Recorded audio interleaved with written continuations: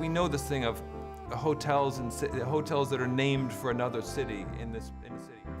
Wes Anderson, un director con mucha identidad, el cual innegablemente se ha convertido en uno de los directores más reconocidos, gracias a su peculiar estilo, el cual para muchos denota un talento prodigioso, pero para muchos otros derrocha una pretensión que busca irremediablemente ganar un lugar junto a los nombres más grandes de la industria. Para mí, Wes Anderson es un artista muchas veces incomprendido, claramente purista y tremendamente obsesionado con la fantasía de la perfección. Hoy, revisaremos y comprenderemos el estilo de Wes Anderson con una de las que muchos consideran su más grande obra, al menos hasta la fecha de este video. Sean bienvenidos al estilo de Wes Anderson a través del Gran Hotel Budapest.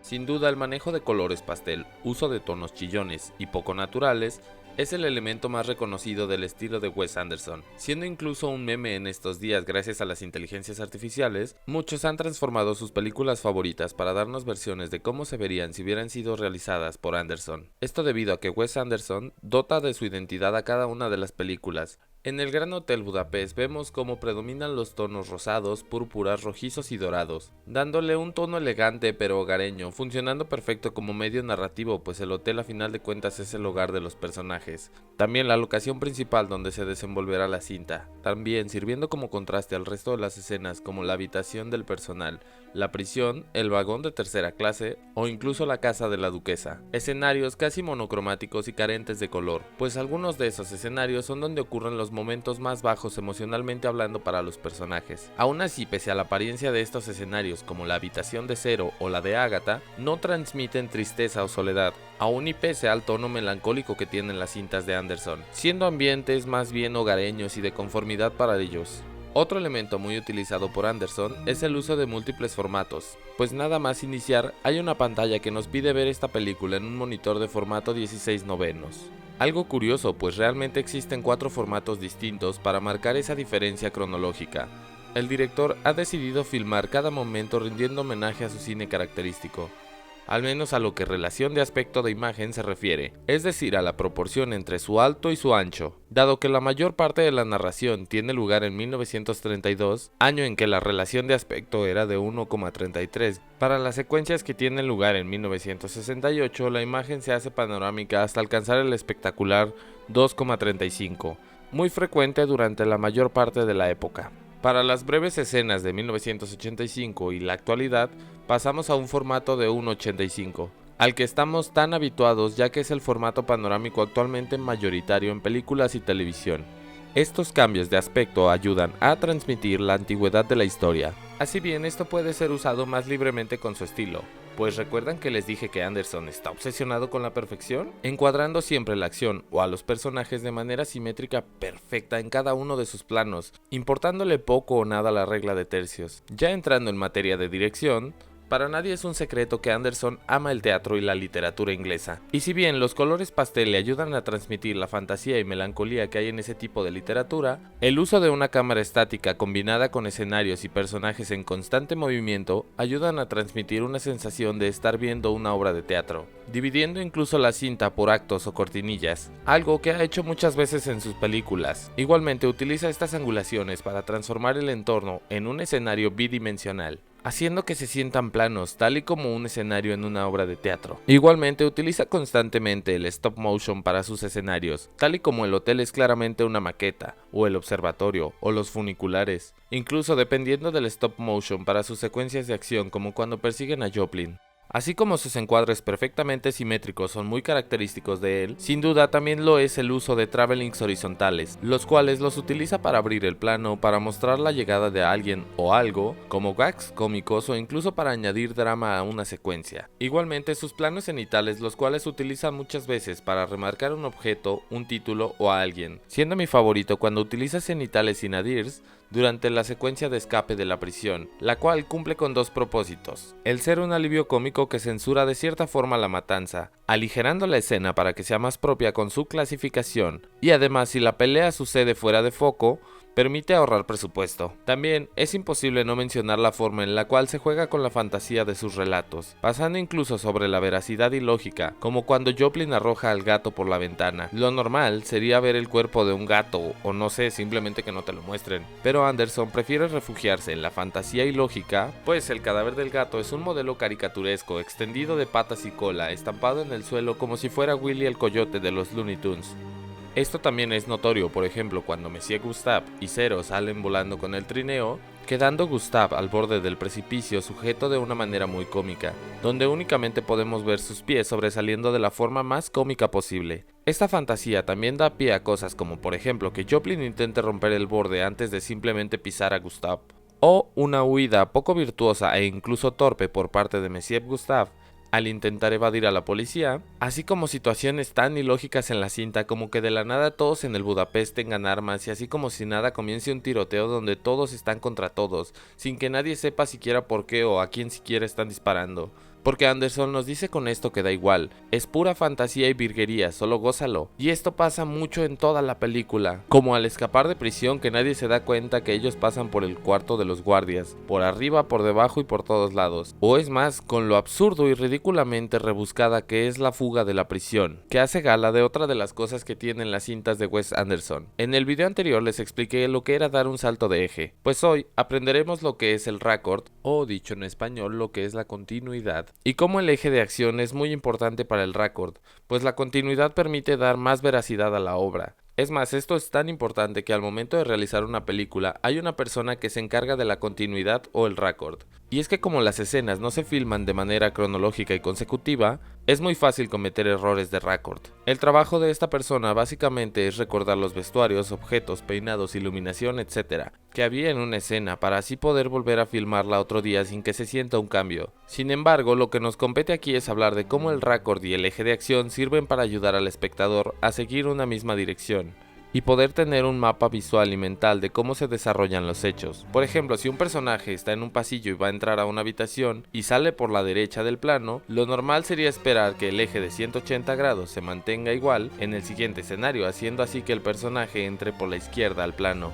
Esto ayuda a que el espectador tenga una mejor percepción de hacia dónde va el personaje. Pero aquí Anderson hace que esta fuga de prisión sea enrevesada y confusa, pues los personajes cambian de eje de dirección una y otra vez, entrando de izquierda a derecha y viceversa, o así como de abajo o de arriba, haciendo que se sienta ridículamente complicado este escape, pivotando a los personajes de un lado a otro como si fuera una persecución de Scooby-Doo.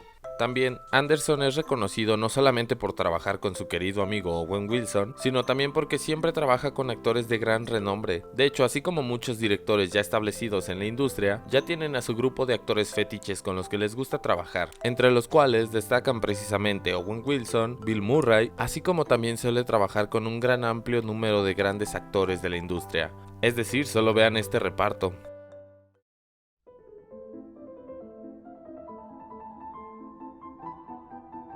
Al igual que muchos otros directores de renombre, Wes Anderson prefiere hacer el guión y crear a sus personajes él mismo, incluso cuando adapta novelas. Y al igual que muchos escritores, Anderson es el tipo de artista que se basa en su propia experiencia personal para crear sus historias. Y algo que sin duda marcó mucho su vida fue el divorcio de sus padres, pues constantemente las relaciones paternas de sus personajes no son las más idóneas. Lo vimos en El Fantástico Señor Zorro, pues ahí un chico se siente socavado y olvidado teniendo que competir constantemente con su primo por la atención de sus padres, primo que también atraviesa una situación familiar dura. También lo vimos en Moonrise Kingdom, ya que el niño es un huérfano adoptado que nadie pela en su nuevo hogar, mientras que la niña está atravesando precisamente por el divorcio de sus padres. En el Gran Hotel Budapest vemos esto en el personaje de Zero, quien perdió a toda su familia por la guerra. Pero encuentra en Monsieur Gustave no solo una amistad, sino también una relación paterno-filial, además de un mentor y una figura a quien seguir. Otra cosa por la cual es muy reconocido Anderson es la forma en la cual crea diálogos dimensionalmente largos y complejos, que comúnmente resuelven con una réplica de otro personaje bastante corta. Esto reflejándose principalmente en Monsieur Gustave, quien constantemente se refugia en la poesía como un método de habla en su día a día, que eso es otra cosa. Si a Tarantino se le conoce por el uso del lenguaje malsonante e insultos fortuitos,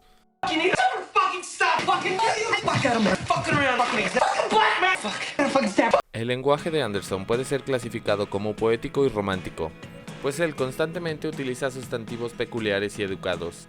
algo que irremediablemente me recuerda a la literatura infantil inglesa, con obras referentes como Paddington, Mary Poppins, El fantástico señor Zorro, Charlie en la fábrica de chocolates, Matilda, entre muchos otros. Del mismo modo parece reflejar sus problemas personales a través de ademanes o rasgos distintivos en sus personajes, como con Zero, que el pobre apenas si es capaz de hablar para contestar, o el cómo a la hora de la verdad sus personajes generalmente quedan enmudecidos sin saber qué decir. También le encanta trabajar mucho con la comedia, alterando el ritmo y el pulso de las escenas, como cuando Gustav está hablando de la belleza de la pintura y Zero lo calla con una pregunta corta.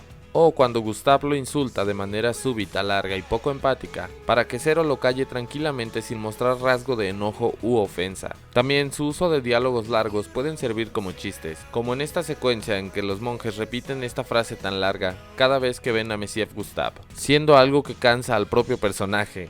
Del mismo modo, este se decanta por terminar sus obras con resoluciones muy rápidas o simplemente fuera de foco, especialmente si son de carácter trágico, como cuando Zero nos cuenta que murió Agatha o que murió Gustav. De hecho, él prefiere nunca abandonar el tono melancólico, dejando la tragedia siempre de lado o dándole muy poca importancia incluso por los personajes. También constantemente utiliza narradores con un lenguaje sumamente descriptivo y elocuente, pero de manera cálida y melancólica, como aquí, que primero es el escritor y luego Zero, así como también algún narrador externo a la obra. Igualmente sus personajes se ven seguros sabiendo específicamente qué es lo que quieren, como Gustav o el propio Zero cuando está en su vejez. En esta cinta también elige dejar las polémicas a un lado, creando parodias de los nazis con su propio logo y todo, así como también crear situaciones de carácter fortuito, como lo sucedido en el tren, y hasta las situaciones cómicas como sus intercambios de miradas. Sin dudas, Wes Anderson se ha convertido en un director tan reconocido que, si me permiten la declaración, él es tan fácilmente reconocido que sabes que es una película de Wes Anderson cuando...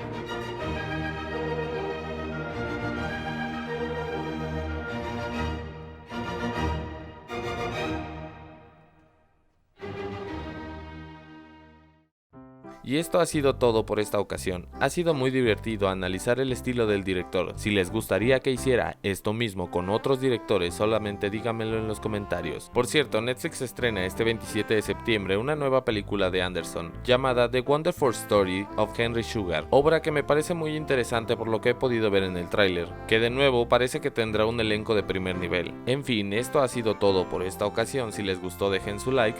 Nos vemos hasta la próxima y buenas noches.